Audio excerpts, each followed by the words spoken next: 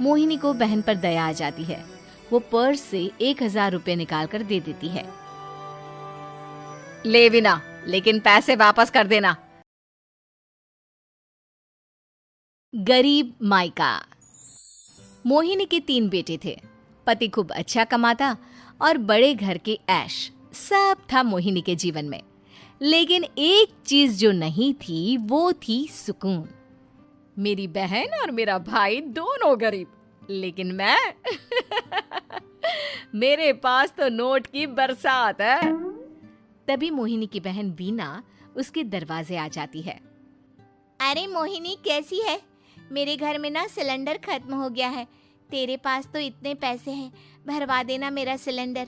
पैसे जैसे ही आ जाएंगे मैं दे दूंगी। तभी मोहिनी का पति राकेश आ जाता है।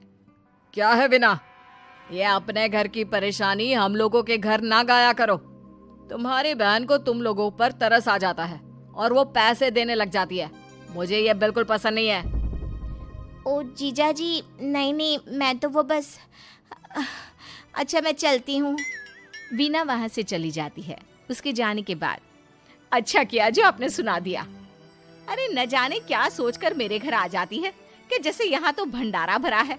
अरे कितना तो दे दिया। अच्छा जी, जरा 1000 तो देना। वो बिन्नी दीदी है ना, उनके घर जा रही हूँ। उनका पोता हुआ है तो मुंह दिखाई दे दूंगी। हाँ, उन लोगों के आगे तो शो ऑफ किया करो। वो खुद को बड़ा अमीर शो करते हैं ना, दिखा दे कि तू भी किसी से कम नहीं है। हाँ जी, इसी के लिए तो जा रही हूँ। मोहिनी तैयार होकर अपनी बुआ की बेटी के घर जाती है, जहाँ उसके पोते का कार्यक्रम चल रहा होता है। वहाँ वीना भी आई होती है। अरे वीना, क्या जरूरत थी यहाँ आने की? तेरे घर पर गैस नहीं है तो वो भरा लेती। क्या करूं मोहिनी, बुआ को बुरा लग जाता नहीं जाती तो।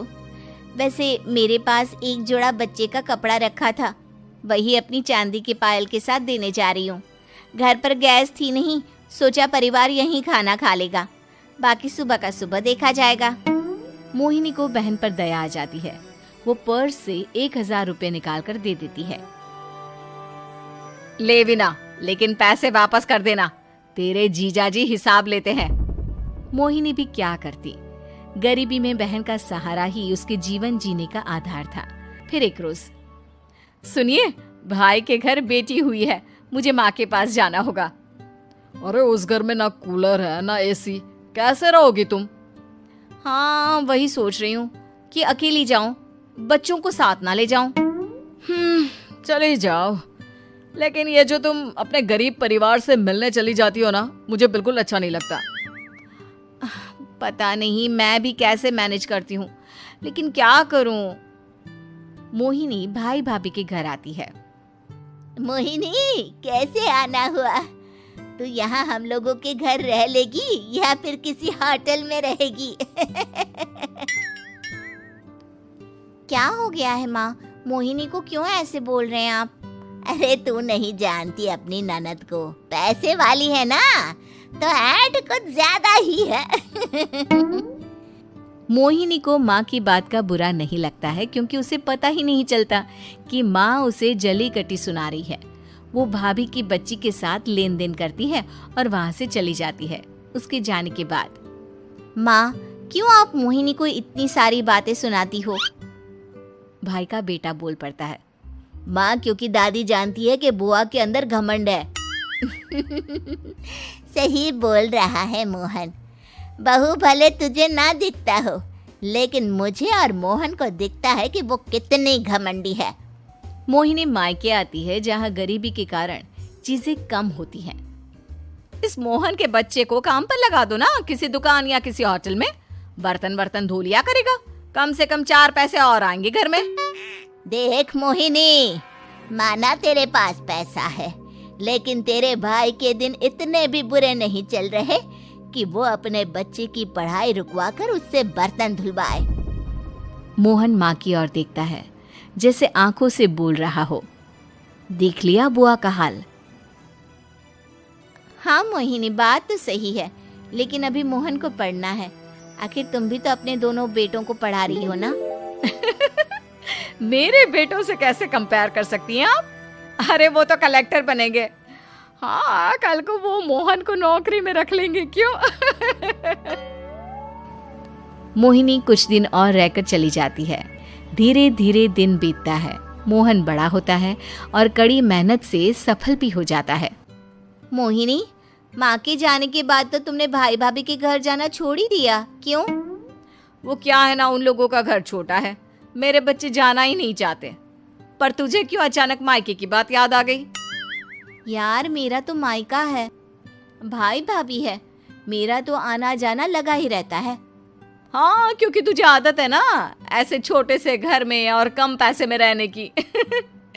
वैसे क्या खबर है आजकल मायके की अपने? अब वो घर छोटा और कम पैसे का नहीं रहा, क्योंकि मोहन तो बहुत बड़ा आदमी बन गया है। फिर क्या? मोहिनी भाभी को फोन करती है।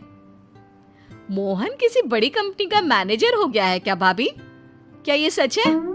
हाँ मोहिनी दीदी, अब तो हम लोगों के गरीबी के दिन कट गए। आपके भाई ने कोई अच्छे कर्म किए होंगे जो हम लोगों का बेटा इतना अच्छा कमा रहा है।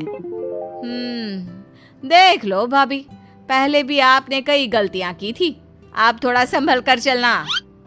भाभी को मोहिनी की बात समझ में नहीं आती कि वो क्या कहना चाहती है।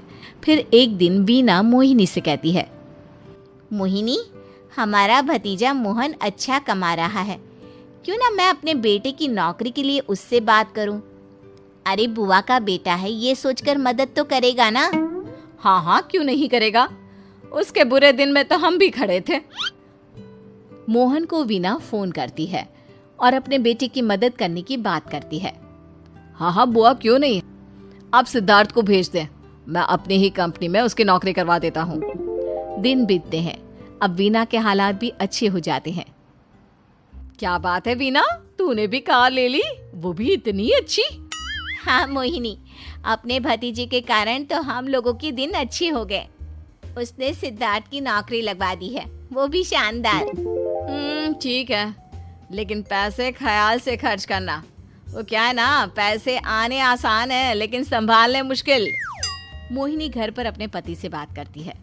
देखो ना, सबके पास पैसे हैं। एक वक्त था जब मैं ही अमीर हुआ करती थी। लगता है कि ज्यादा दिन नहीं रह पाओगी। मेरी नौकरी को कुछ साल ही बचे हैं और तुम्हारे दोनों लड़के निकम्मे हैं। उन लोगों को बोलो ना कि नौकरी करे। तभी वहां मोहिनी के बेटे भी आ जाते हैं। अरे हमें क्या मोहन समझा है जो दिन रात गधे की तरह काम करते रहे? खैर, दिन फिरते हैं और मोहिनी के पति की नौकरी भी खत्म हो जाती है। मोहिनी क्या करे, थोड़े से पैसे में गुजारा नहीं हो रहा है। तो क्या करे, मेरी समझ में कुछ नहीं आ रहा। मोहन को बोलो ना कि वो इन दोनों के लिए नौकरी देखे, जैसे सिद्धार्थ के लिए नौकरी देखी है। मोहिनी क्या कहती, उसे अपने वो दिन याद आ जाते हैं जब उसने भाभी से मोहन को नौकर बनने की सलाह दी थी। क्या हो गया, क्या सोच रही हो मोहिनी? यही कि वक्त कभी भी किसी का भी पलट सकता है। ऊपर वाले से डर कर रहना चाहिए।